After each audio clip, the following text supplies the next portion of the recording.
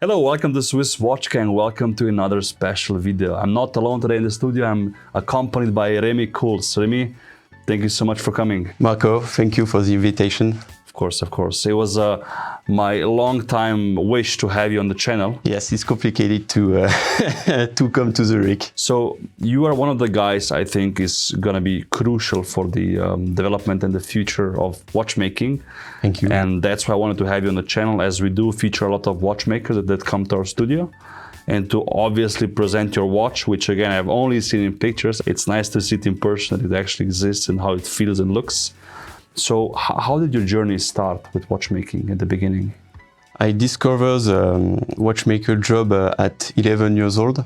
I have nobody in my family working in the watches industry, and my uncle bring me to an open door of a Swiss manufacturer in La Vallée-de-Joux, in Frédéric Piguet. And when the visit is finished, I just tell to my parents, I want to be a watchmaker. My parents say, okay, he is 11 years old and he has time to change, and after that I don't change. My goal is to be a watchmaker. So the bug bit you way back, huh? Yes. So what was the process then? Did you go to like high school, or how does one go the journey of a watchmaker, let's say, at this age? At this age, you have to work for integrate the watchmaking school of Morteau, and after that, you have the maximum of 6 years of study. 2 years by 2 years. You have 2 years, you have the first diploma. Second time, you have 2 years, you have another diploma, and finally, you have the final 2 years. It's for the final diploma. It's the best diploma in France. Nice. And the school is known to also bring out a few other watchmakers. We featured a video once on the channel where we also spoke about Theo Frey. He's also from that school. And Lecomte, which a handful of you watching probably know as well and follow. So it's cool to see all of you guys coming from the same school. And I definitely see some similarities, maybe in design or finishing.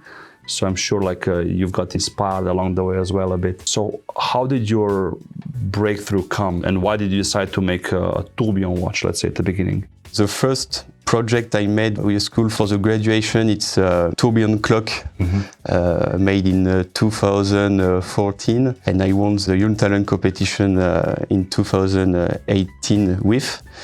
And after I made my school watch for my last year of study, it's a Tourbillon Watch 2. I always work in school on tourbillon, and I want to produce my first watch, tourbillon watch. What attracted you to the tourbillon? For me, it's one of the most beautiful complications in watchmaking. When you have a tourbillon watch on the wrist, you think your watch is alive. You have movement. It's not 2 hands or 3 hands. You watch live. Yeah, no, makes sense. It's not dull. It's always something moving. So I really like that as well. So let's talk about your watch here, which is actually, which I saw number 4 to be delivered. My favorite number. So a beautiful piece to see in person. Walk us through the design elements, how something is made, and just tell us about this beauty here. I love simply design, and simply design is very complicated to do. And in the front you have the hours and minute display at 12 o'clock in two silver dials, and at 6 o'clock you have the big 15.5 millimeter tourbillon above the main plate. And I want to have a 3D design too. With the big tourbillon bridge above the main plate. Only the bridge is 5.5 millimeters higher. It's very complicated to produce.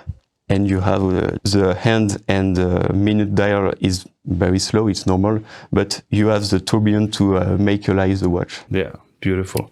And what components do you do by yourself actually? Or how do you create these watches? Is it all by CNC, or do you do a lot of handwork, let's say? For the prototype, I made most of the components. I don't make the mainspring or the jewels.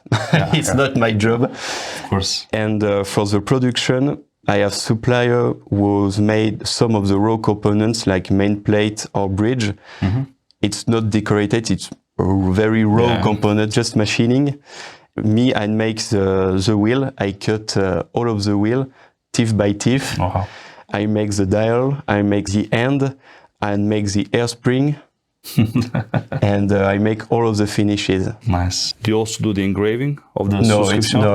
it's very complicated to engrave, and I prefer to work with a professional. No, makes sense. Yeah. I mean, you do a lot already, so it's cool. Yes. And I see the tourbillon is obviously inspired by Breguet, Yes. as well as the shape of the hands.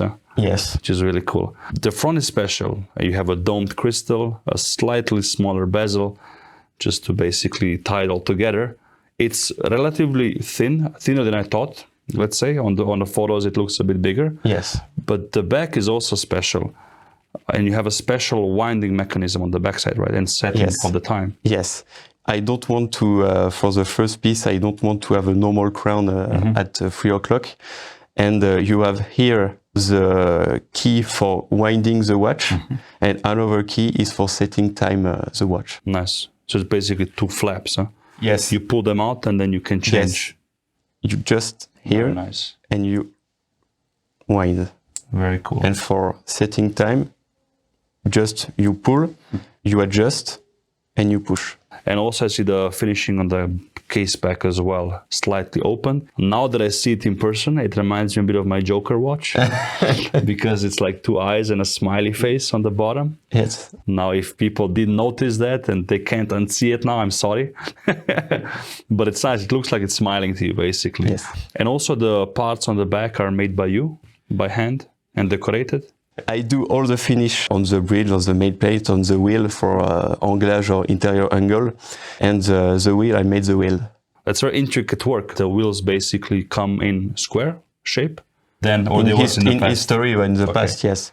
But me, I received the raw wheel. It's just a disc. Yeah. And after, with my traditional watchmaker lathe, I cut one teeth by one teeth. Nice. On each wheel. Must be fun. Yes. and if you make an error, the wheel it's No problem, just reset.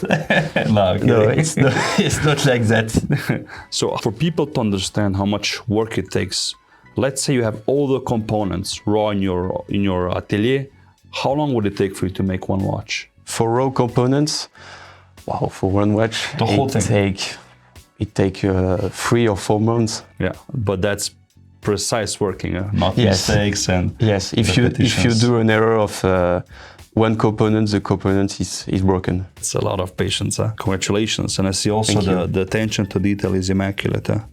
So for somebody who would like to purchase this watch, I assume this model is sold out already. Yes. What was the price point? The price was 85,000 euro. And for the future of your brand, Yes. so people can anticipate something new, what's coming, or when should we expect to see something new?